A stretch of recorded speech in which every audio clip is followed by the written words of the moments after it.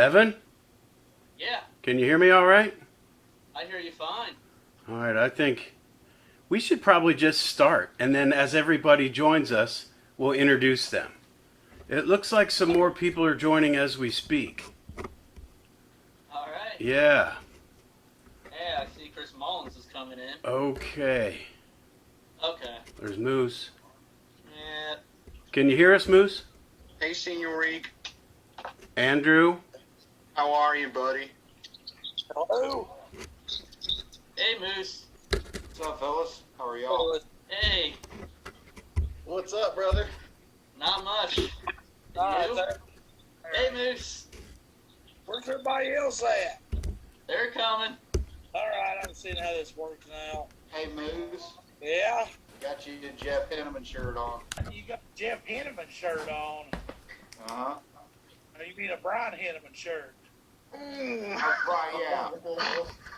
Yeah, Brian. I know exactly who they're talking about. Too. Man, Jeff Henneman was a player. He's deader than hell now. Yeah, he Oh, is. yeah, I forgot. Spiders will do it to you. Ouch. That's what Oh. my wife, she's a spider and I'm a fly in her web. What I tell Could be you? one of those sorts of Sundays, huh? That's what I hear. Good Lord, am I on this thing backwards? Yeah, I'm on this damn thing backwards. I ain't turning this thing around. Jeez. You don't want to be backwards, Moose. Trust me. I gotta be able to look at everybody. Hey, Yeah. not do a fear thing. Well, I don't know. We'll find out what happens. How many people gonna be in this thing? Let's see. You know, I should have looked. I should have paid attention, but I wasn't doing that. We got 1, 2, 3. I think 4 people, including Rick. I think there's 4 people or 5.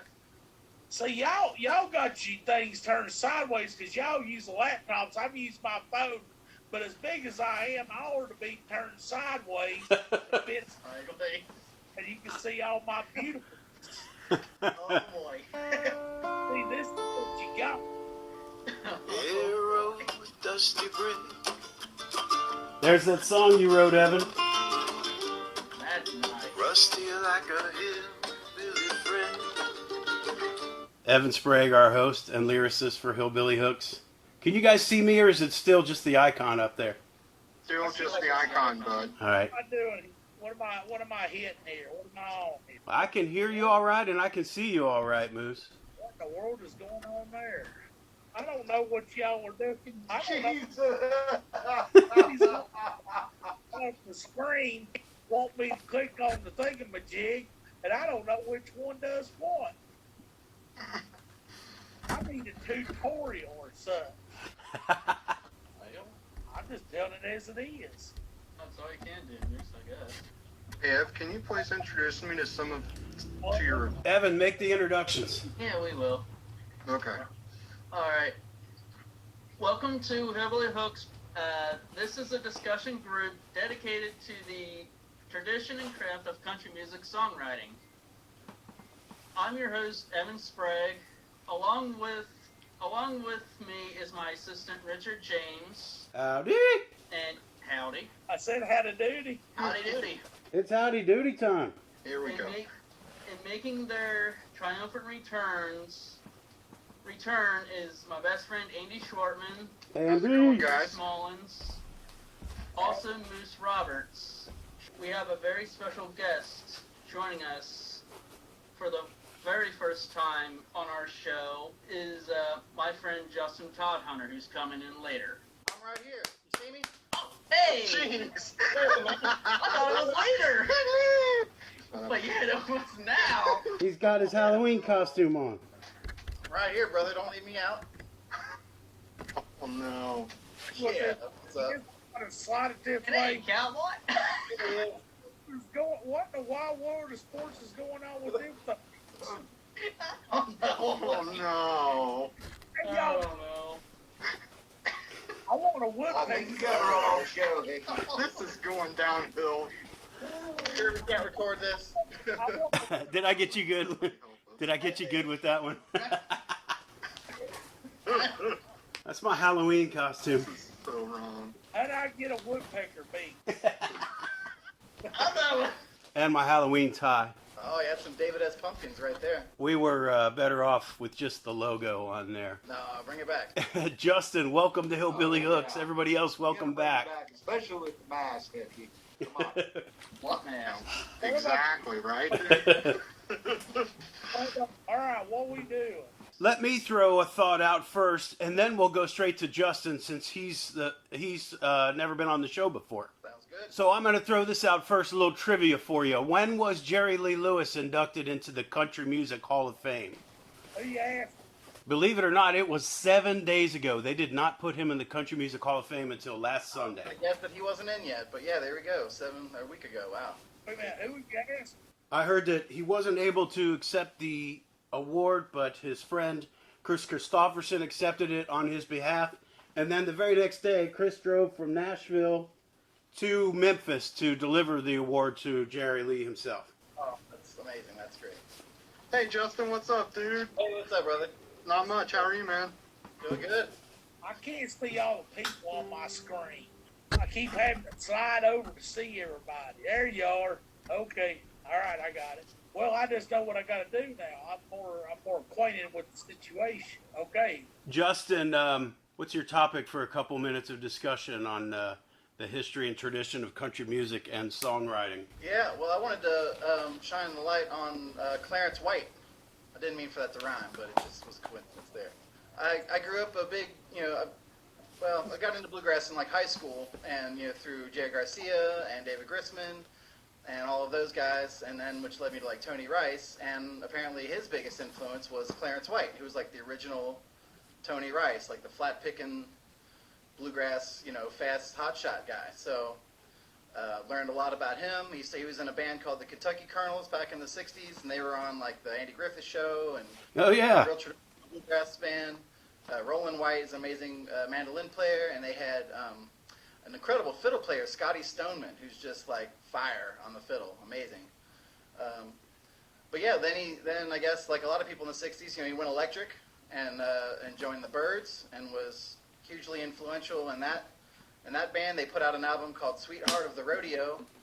And he played just some fire licks on that, and that really kicked off, I think, like country rock. You could say that was like the predecessor to the Eagles and Jackie Brown and a lot of the '70s, pop rock country.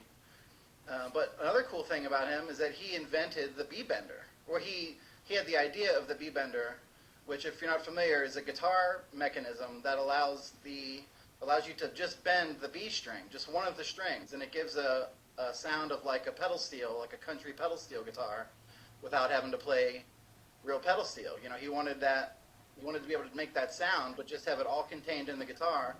And the drummer of the Byrds,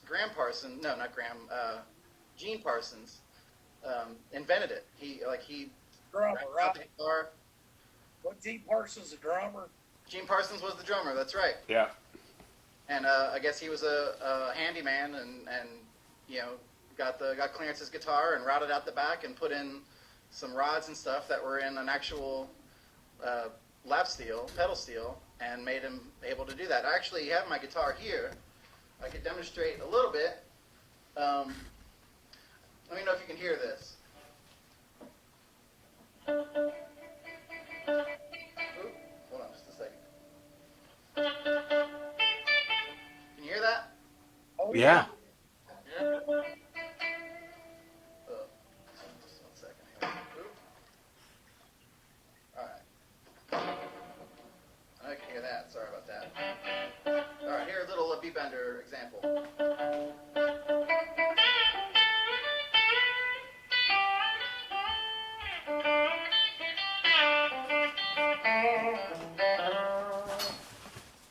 So, yeah, kind of hear the bends in there. It's pretty cool. I'm using a pedal, an effects pedal. I don't have a real B-bender, but I'm using a pedal to kind of create that sound. Like a whammy or something? Yeah, essentially, it's like a MIDI pedal. There's a MIDI pickup here that allows me to just affect the B string. Oh, And okay. bend the Wow. whole step just like a B-bender. Gotcha. That's cool. Who makes that, if you don't mind my asking? What's what? Who makes that that particular bridge? This is a Roland GK3 MIDI pickup. Oh, so it's one of the Roland ones. Yeah, Gotcha. using a Boss GP10, which has a preset that's for a B-bender. It's pretty cool. But That- yeah, so and you know, unfortunately, Clarence died real young, hit by a drunk driver after a gig in the early '70s. So, you know, it's a shame. You know, apparently he wasn't really like, you know, hard, I mean, I guess he partied a little bit, but I don't think that was, you know, like it wasn't his fault. He was hit by a drunk driver, so it's pretty sad there. Yeah. But that's my guy. I had some YouTube links and stuff, but I don't know if that's easy to set up or whatever. But We'll tag him when we put this podcast episode up. And that little bit of picking you did there sounded beautiful, Justin. I like how the Sweethearts of the Rodeo brings us full circle back to a previous conversation we had about rock and roll and country music being not so distant cousins. Of course, with Graham Parsons' involvement there, and a pretty influential figure with the Rolling Stones. And sadly, many people don't even really know his name or the contribution he made. absolutely, that's right. Yeah. Who wrote Wild Horses? Was it Graham Parsons? Is there like Graham a Parsons conspiracy was about there, that? but it's credited to Jagger Richards. Yeah. Yeah, Yeah. Graham, it was kind of one of those things where Graham like started it or something, and they finished it.